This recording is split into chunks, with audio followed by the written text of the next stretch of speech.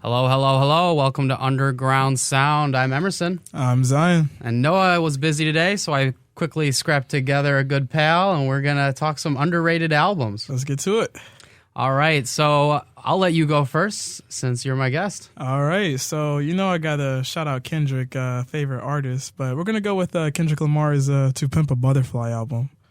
And why is that? I think that's vastly underrated, and I really am baffled by how many people dislike the album.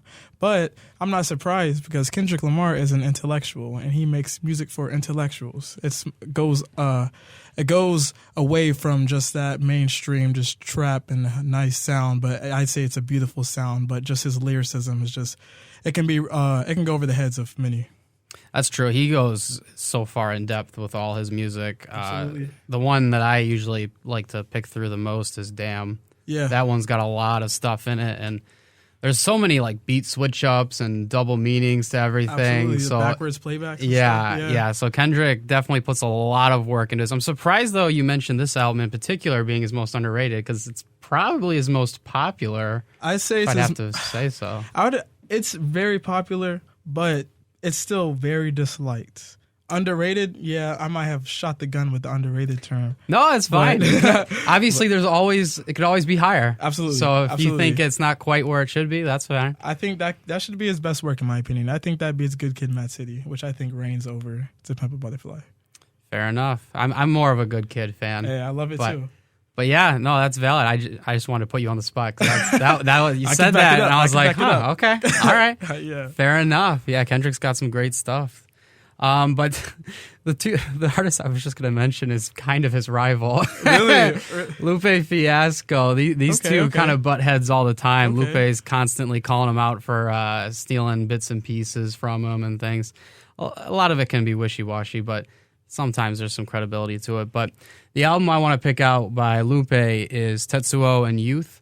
This is an album, much like Kendrick, on how he always goes deeper and a lot more to it. Tetsuo and Youth is split up into 4 parts, summer, spring, winter, fall. And at the start of each of these parts, there's a very nice instrumental to kind of set the mood and the season as well. And so the album is kind of meant to be played on loop because much like the seasons, it keeps going around and around. Absolutely. And so things like that. So the fact that there's a lot of elements to it and what you're going to see in the example here of the song we'll play eventually, Dots and Lines, which is about a lot of his contract issues and legal disputes he's had. And basically, this song's kind of a warning to other artists, be careful of the dots and lines and don't sign is his recommendation. So that's why I love that song. I love that album. As we mentioned last week, at least I did, Lupe is highly underrated in my opinion. Repeat the name of that album for me because I have not Tetsuo heard it. and Youth. I'll show you a picture and the actual because Tetsuo and Youth Youth. Yeah, for sure. That's probably one of my absolute favorites by him. To me, it's Food and Liquor, and then this one here, Tetsuo and Youth. But why did you pick How Much a Dollar Costs by Kendrick Lamar? How much a dollar costs? Because that's real. How much does a dollar cost in America? Is it the price of a black man's life? That's not a Kendrick bar. That's a Cole bar. But it's still a bar nonetheless, and it's very applicable to America and how black people are represented in America. Like, how much does a dollar cost? So just going away from just race, how much does a dollar cost? I think the worth of a dollar is almost equivalent to the worth of a penny in our everyday lives now. It just, $100 is not that much money now. It's just, you have it and then it's gone just in the blink of an eye. Yeah. All right. Well, let's play them then. Dots and Lines, Lupe Fiasco. How much a dollar costs? Kendrick Lamar. All right, we're back. We just talked Kendrick Lamar, Lupe, and now we're going to talk about some other artists. So I'll start us off here. Let's do it. Do you listen to much Jay Electronica? I've heard the name. Well, that's fair because he doesn't have much out. Okay, nice. I don't feel bad. He's an artist who, what he does have out, some people think it's like the greatest ever, and some people want to put him at like GOAT tier just because of how good some individual songs and albums are. Sounds about right. But he only has like one mixtape, one album, and like 6 singles. And he's just sitting on it. He's been making music since 2000 and like I think 2006. He just never releases music. Huh. But one of my all-time favorite songs is "Something to Hold On To" by him, which we will play, and that is off his Style Wars mixtape / album. And I love this one. I think it is a perfect representation of just how good he is. His bars are crazy.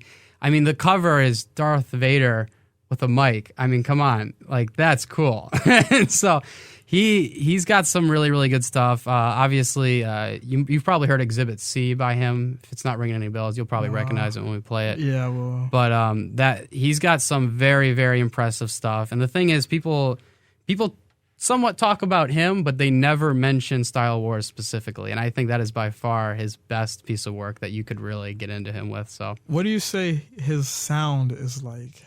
It's pretty similar to Jay-Z, I guess. Jay-Z? He doesn't sound like Jay-Z, but just the kind of way he kind of holds himself and the way he raps, I would say is closest to Jay-Z. Okay. Which is funny because he was signed to Rockefeller. So he's got some wordplay. Yes. Oh, gosh. He is a lyricist through and through. And the reason I brought this up, though, is as I mentioned, he has not released music in roughly probably a decade. He's just been sitting on it. But just a little while ago, I think it was February 7th, so pretty recent, he said, album done, releasing in 40 days. So we got roughly 2 to 3 weeks before this guy may or may not be releasing a very long-awaited album. So if you're a fan or if you want to become a fan, Style Wars is the place to start, and you might have something new to listen to in a couple weeks. Nice. So what's your pick here? So I'm going to Mr. quote-unquote weird and mysterious. Shout out to DJ Khaled. I'm going to Tyler, the Creator's his Wolf album. I think that Wolf, out of all of Tyler's discography, is one of the most slept on albums. Not too many people, when they hear Tyler, they think of Wolf. Only his long-term fans, I think, would recognize it, and it would really resonate with them. But it's like a 15 song album. It's got a good bit of songs on there, and like songs like Colossus, Tree Home 95. What was it? I think Tamale's on there too. All good songs. I think you're right. All good songs that I really like, and that came out in when 2015. I was bumping that in middle school, and I'm still bumping it now. And I like different music, unique styled music, and Tyler, the Creator, he's definitely that. And Wolf is definitely that. And him as an artist, Tyler has grown. Each album is unique, but very different. And I can't say he sticks to one solid sound, but he definitely does have his own sound. And I like the sound of Wolf. It's a lot slower, and it's more personal to him, too, as well, in his life. I completely agree. Because when I go through Tyler's older music, it's very aggressive, very raunchy, very in your face. But Wolf, I think, was... I want to say, maybe I'm wrong, but probably like the start of when he really started experimenting with different things and trying different sounds and softer. Specifically in your example here that you're going to play Tree Home 95, I think it's a beautiful, nice little melody, which is really unorthodox from what we had heard of Tyler at the time, at least. Yeah, because most people were bumping his older things, and his older albums, it was mostly yelling and a lot of yelling, a lot of hatred, a lot of anger. But I still bump that too. Kids would look at my iPod in middle school whenever I was listening to Tyler's old stuff, and they'd be like, "What are you listening to, bro? You listen to that?" I'm just like, "Yeah, I don't see nothing wrong with it. Like, it's fine to me." But I don't know. I was that kind of kid, I guess. No, that's great. Tyler, the Creator, is a great one, and he's grown so much over the years. He has a very interesting discography now, and I'm glad that you mentioned Wolf, because I think this is kind of the start to his now very unique style in music. Absolutely. All right, so as we said, Tree Home 95 and Something to Hold On To, Tyler, the Creator, and then Jay Electronica. All right. So, who's your next artist? Smino. And what album in particular? Oh, man, I love all his albums, so that's a tough question. I said pick one. Well, I like Black Swan, but I'm going to go with Noir.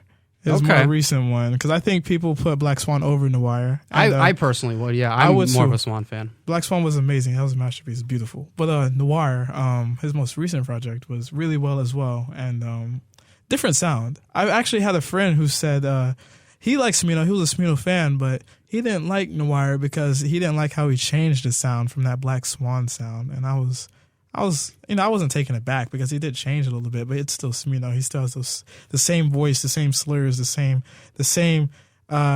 the same sound that made me fall in love with him when I first heard Black Jupiter, you know. But a song that I like off in the wire is Verizon, which comes right after, I think, MF Groove. And MF Groove is amazing. It's so beautiful. It's a melodic. It's a groove. But Verizon follows up to it perfectly. And yeah. No, it's funny that your friend didn't care for his most recent project too much, because I'm a much bigger fan of Black Swan, and I agree. This one's a little different, and I didn't like it quite as much, but it is still Smino. Smino's great, and yeah, that's funny because all of his stuff's pretty underrated. It is, yes, I know, and I would even say that I feel like what you said, all his stuff is underrated, and I would throw his Raw EP in there too, just because I loved Raw. Yeah, that's really one of my. No, people will mention that one. That's no one one of my knows. No one knows. Really. It's good. That's a great one. Yeah, no, my intro into Smino was with the song Anita. Which one is that off of again? I forget. I think that was a single. Was it just a single? single? It was a single. I love that song. I heard that and I was like, I got to listen to more of this guy. And I went through like his whole discography within like the next 24 hours at the time. Yes. Well, what you got? What you got, my guy? So I've got Scarface the rapper. Okay. And the song On My Block, which is from his most popular album, The Fix. And although it's his most popular, Scarface in general never gets mentioned, does not get talked about much. And this album, although all his albums are really good, I think this one is like basically perfect. There is not a single skip when I'm listening to this album, front to back. Every single song on here is fantastic. That's a big statement. Usually when people talk about albums, they say it's good. There's maybe one or two songs I don't like, or it's good, but I only like one or two songs. Exactly. But for every song to be, top notch, you're really gung-ho about it, I gotta check them out. I know. No, it's funny because in the playlist era, you just pick out 3, 4, songs. But trust me, there's a few albums, and this one is one of them where I just listen front to back. You can't take bits and pieces out of this one. So yeah, Scarface, he is so talented, so good. And if you want to start anywhere, I'd start with The Fix. He's got a large discography. I was telling Zion, I think is like 18 or 19 albums. Large discography. Now, for me, somebody who doesn't usually listen to Scarface, whenever I hear the name Scarface, I think of the iconic movies. Exactly. Does he emulate that in his sound at all? Not really. Not really. No. He's a calm, collective, but he's got bars. He's got bars. He's got bars. Yeah. He knows his worth. He definitely knows how good he is. And he definitely sounds like he's got that composure. But listen for yourself. We got Verizon by Smino and On My Block by Scarface. All right. Zion, I think, is a Scarface fan now after that one. I like it. That's smooth. That's so smooth. I love Scarface. And another, although modern artist that I would say definitely has the old school style and feel is Pusha T. Pusha, and specifically his album "My Name Is My Name." Yes, sir. That's the one. I love it. I mean, Daytona got all the recognition it deserved. Yeah, but people need to go back and listen to "My Name Is My Name" because this one is just as good, maybe better. Don't make me choose between the two. Yeah, but yeah. But oh my gosh, I love Pusha T, and gosh, he's been putting out great music for so long. His solo stuff, his work with Kanye, his stuff with Malice on the Clips group. I mean, he has just been doing a fantastic job. But to me, My Name Is My Name. There's, I think, about half of it is produced by Kanye. I think so. If I'm not mistaken. I think there's a handful of different producers, but Kanye, I know, has a big hand in it. But yeah, I know there's a lot of great production, a lot of great features. There's the classic Kendrick Lamar feature on Nostalgia on this album. You've got Rick Ross features. You got Big Sean in there too. Big Sean. This is really was, I think, supposed to be Pusha T's like mainstream breakthrough. I think it was because that's the first album I heard from him. That's the first one you heard from him? Yeah. Okay. Yeah. I'm trying to think. What was for me? It was Darkest Before Dawn or something like that with the Doves. Yes, I remember. But yeah, no, this one was kind of his big breakthrough. But yeah, people don't mention this album much, but they really should listen to it more and more because I love this album. Absolutely, and I could agree. I actually played Who I Am. I think it was the one with Big Sean. I was playing that, and I was just strumming along to my bass guitar, and I was just plucking some chords, and before you knew it, I was plucking in rhythm with the song. I was like, that's a little something. I like this. It flows. The song was good before I even did anything. But just that the bass guitar little touch to it, just even it beautified it a little more to me. I personified it a little more to me. But that album was just amazing. Fantastic. And that album more or less got me into watching The Wire, because I'm like, all right, it's supposed to be this amazing show. Mm-hmm. Pusha T loves it. He named the whole album. I knew it was a reference to it, but I didn't really know what it was. So I'm like, all right. And gotta say, man, Wire is one of my favorite shows now. So, nice. So this album did two things for me. So what do you have, Zion? What was your pick? All right, I gotta go with Schoolboy Q's Crash Talk. I would say that not too many people know about this album. It was the one where Schoolboy Q had the paper bag on his face with the hose poked in it. I liked it. I liked it a lot. Dangerous would have to be my favorite song off of that album. Whenever I hear that, I got to go work out. It just pumps me up. Like, I'm feeling dangerous. It's amazing. I feel riled up. Like, I got to do something. I'm feeling dangerous. Like, I'm about to have a good day. No one can really mess with me. You can't tell me nothing. It's like that. It's amazing. It's good. Other songs, Num Num Juice, just how it starts off and then the drop. I gotta work out. like I got extra energy now and I gotta do something with it. Like, it just pumps me up. It's good.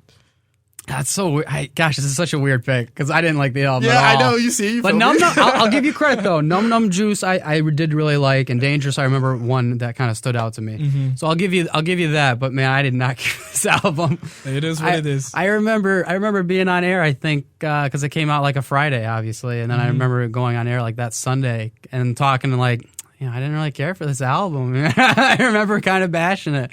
Because maybe I have to re-listen to it because I didn't listen to it since its release. Basically, Did you only listen to it once? Probably. I think I went through it twice, maybe. Okay. But all right, do that third time. You think the third time's a charm? The second time softens you up. The third time, all right, maybe. But I definitely did not have good memories of that album. Okay. But we'll see. So my goodness, Schoolboy Q is a great option though, just in general. Mm-hmm. He's super talented, but he doesn't get mentioned too much. No, not the biggest name. Yeah, not at all. But TDE is definitely up there, and him being associated with that just shows the type of artist that he is. Yeah, he is fantastic though.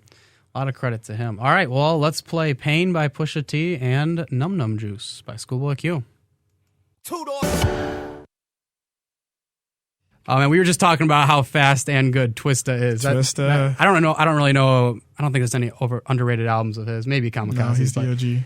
He's great. He's great. Worth mentioning. But we got like a minute here. So you got one more pick? I got one more, and I got to go with Saba. Newer artists, amazing. Ghetto Sage. Amazing, Fantastic. Ghetto Sage, Saba, Smino, and No Name. Shout out to all of them. But Saba's album, Care For Me. Wow. I don't even have to be going through something, but like if you're going through something, definitely listen to it. It's beautiful. You'll feel better after. You'll resonate with some of the stuff he's talking about too. And it's good. But also, like, if you're even not going through something, you're having a good, happy-go-lucky day. You listen to it, your mood won't change, but you'll emphasize with what he's saying. He speaks so clearly, and it's story based too. And just if you follow along, just from start to end, you're just drawn, you're hooked to it, and I love that. And if you know Saba, like from Bucket List, he can tell a good story. He's got good concepts, and I like the concept in Care For Me a lot because you got to care for the people you love. Absolutely, yeah. Although I'm more of a Bucket List fan, Care For Me is a good album, and Saba is definitely worth mentioning. But my quick last mention will be, this is actually a producer, Apollo Brown, but he has an album called Sincerely Detroit. And this is an album that has over 50 different artists on it, every single one from Detroit. Wow. So this was an awesome concept album that came out last year. I loved listening to it. I'm still listening to this song here, God Help Me. Is Big Sean on that album? He is not. No major names. Okay, the biggest... Okay. Actually, I think, is there a Royce feature? I don't think so. I like Royce. It's a lot. Honestly, it's like 50 Detroit artists, and you've heard of maybe one or two. Okay. So that's exposure. That's nice. It's I like that. fantastic. I like Apollo that Brown is a great producer out of Detroit, and I thought the album was great. So Worth a listen there. Apollo Brown, God Help Me, World in My Hands, Saba, and I'm Emerson. I'm Zion. Your underground sound, WSOE 89.3, Elon, Burlington.